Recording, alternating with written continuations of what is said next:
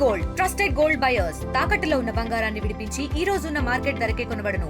మరిన్ని వివరాలకు సంప్రదించండి 77107720. ఉద్యమాల గుమ్మం ఉమ్మడి ఖమ్మం జిల్లాలో తెలంగాణ రాష్ట్ర అధ్యక్షుడు కమలరథ సారథి ఎన్ రామచంద్రరావు పర్యటన కొనసాగుతుంది. ప్రస్తుతం ఆయన మనతో ఉన్నారు. ఆయనతో మాట్లాడి పూర్తి విషయాలు తెలుసుకునే ప్రయత్నం చేద్దాం. ఒకవైపు స్థానిక సంస్థల ఎన్నికలు సమీపిస్తున్న వేళ జిల్లాల పర్యటన ఏ విధంగా అనిపిస్తుంది? ఎటువంటి గ్రాండ్ వెల్కమ్ పలికారు మీ పార్టీ శ్రేణులు? మీరే చూశారు ఇవాళ ఖమ్మము మొత్తం కూసుమంచి దగ్గర నుంచి ఖమ్మం జిల్లా మొదలైనప్పటి నుంచి ఈ మొత్తం ఖమ్మం జిల్లా అంతా కూడా కాషామయం అయిపోయింది. ఇక్కడ దాదాపు ప్రతి ఒక్క కార్యకర్త కూడా ఉత్సాహంతో ఈరోజు కార్యకర్తల సమావేశానికి రావడం జరిగింది. మంచి ఉత్సాహం ఉంది కార్యకర్తల్లో. ప్రజల్లో కూడా భారతీయ జనతా పార్టీ మీద కొద్దిగా విశ్వాసం కలుగుతున్నట్టు అనిపించింది.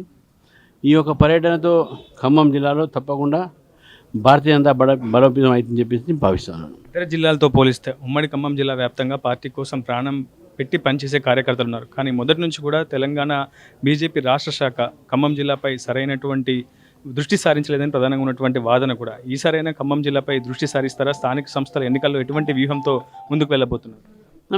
తెలంగాణ అంటేనే అన్ని జిల్లాలు, ఖమ్మం జిల్లాకి ఏం పెద్ద ఎప్పుడు మేము దాన్ని నెగ్లెక్ట్ చేయము కూడా. ఈసారి కూడా తప్పకుండా పెద్దపీట వేస్తాము. ఖమ్మం జిల్లాలో ఉన్నటువంటి ఒక మంచి కార్యకర్తను తీసి పనిలో పెట్టి ఖమ్మం జిల్లాని ఇక్కడ బలోపేతం చేయడానికి అన్ని రకాలుగా రాష్ట్ర పార్టీ నుంచి వాళ్ళకు కూడా మద్దతు పలుకుతాం. బీసీలకు 42% రిజర్వేషన్ల అంశంపై కేంద్రంపై యుద్ధం ప్రకటిస్తామని సీఎం రేవంత్ రెడ్డి చెప్తున్నారు. కేబినెట్ సమావేశంలో కూడా తీర్మానం చేసుకున్నారు. రాబోయే ఆగస్టు నెల మొదటి వారంలో కేంద్రంపై యుద్ధం చేస్తామని చెప్తున్నారు. ఏం చెప్తారు? యుద్ధము ఎవరి మీద చేస్తున్నాడు? ఆయన మీద చేసుకోవాలి. ఎందుకంటే కామారెడ్డి డిక్లరేషన్ ఇచ్చింది వాళ్ళు, బిల్లు పాస్ చేసింది వాళ్ళు, సపోర్ట్ చేసింది మేము. ఇంకేం కావాలి వాళ్ళకు? యుద్ధం ఎందుకు సపోర్ట్ యుద్ధం ఏం చేయాలి? మేము అపోజ్ చేస్తే మేము అపోజ్ చేస్తుంది 10% రిజర్వేషన్కు. ఆ 10% తీసేస్తే తప్పకుండా భారతీయ జనతా పార్టీ మీకు పూర్తిగా సపోర్ట్ చేస్తుంది. ఇప్పుడు కూడా 42% అసెంబ్లీ సపోర్ట్ చేసినాం మేము. మీరు తీసుకొచ్చిన బిల్లు కాబట్టి న్యాయపరమైనటువంటి చిక్కులు ఏదైనా ఉంటే మీరే దాన్ని చూసుకోవాలి.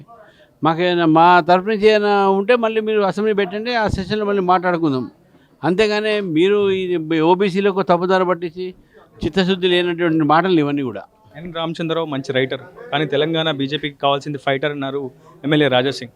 ఆ వ్యాఖ్యలపై మీరు స్పందిస్తారు? నేను ఆ వ్యాఖ్య చూడలేదు. దేశవ్యాప్తంగా ఒక భాషా యుద్ధం జరుగుతుంది. హిందీని మీరు ప్రమోట్ చేస్తూ వస్తున్నారు. ఒకవైపు విపక్షాలు మాత్రం హిందీని ఎందుకు ప్రమోట్ చేయాలి, తెలుగును ఎందుకు అధికార భాషగా ప్రకటించకూడదని చెప్పి కొంతమంది కాంగ్రెస్ నేతలు కామెంట్ చేస్తున్నారు. దీనిపై మీరు ఏం స్పందిస్తారు? తెలుగు అధికార భాషనే కదా తెలుగు రాష్ట్రంలో అధికార భాష. న్యూ ఎడ్యుకేషన్ పాలసీ కింద mother tongue is very important, mother tongue is compulsory also. దాంతోపాటు హిందీ మన జాతీయ భాష. అది దాన్ని అపోజ్ చేసిన ఎవరు అంటే హిందీని అపోజ్ చేసేటటువంటి ఆలోచన ఉందంటే దేశ విభజన ఆలోచనలో వాళ్ళు ఉన్నది. కాంగ్రెస్ పార్టీకి ఎప్పుడు కూడా విభజన రాజకీయాలే వాడికి అలవాటు కాబట్టి ఇటువంటి ప్రయత్నం చేస్తారు వాడు. స్థానిక సంస్థల ఎన్నికల్లో ఎన్డీఏ భాగస్వామ్య పక్షాలను కలుపుకొని పోయే అవకాశం ఉందా, లేదంటే ఒంటరిగానే వెళ్తారా? లాస్ట్ ఫైనల్ తెలంగాణలో మేము బీజేపీ అన్ని ఎన్నికలు కూడా ఒంటరిగా పోటీ చేస్తాం. మొత్తంగా ఒక క్లియర్ కట్ సమాధానం చెప్తున్నారు ఎన్ రామచంద్రరావు. ఖచ్చితంగా అటు స్థానిక సంస్థల ఎన్నికలైనా రాబోయే అసెంబ్లీ ఎన్నికలైనా ఒంటరిగానే వెళ్తామని, ఖచ్చితంగా తెలంగాణలో అటు బీజేపీని అధికారం తీసుకొచ్చేందుకు పూర్తి స్థాయిలో ప్రయత్నం చేస్తామని, శతవిధాల ప్రయత్నం చేస్తామని చెప్తున్నారు. ఇది వీళ్ళు నాయనరావుతో రిపోర్టర్ ఉదయ టీవీ ఖమ్మం నుంచి.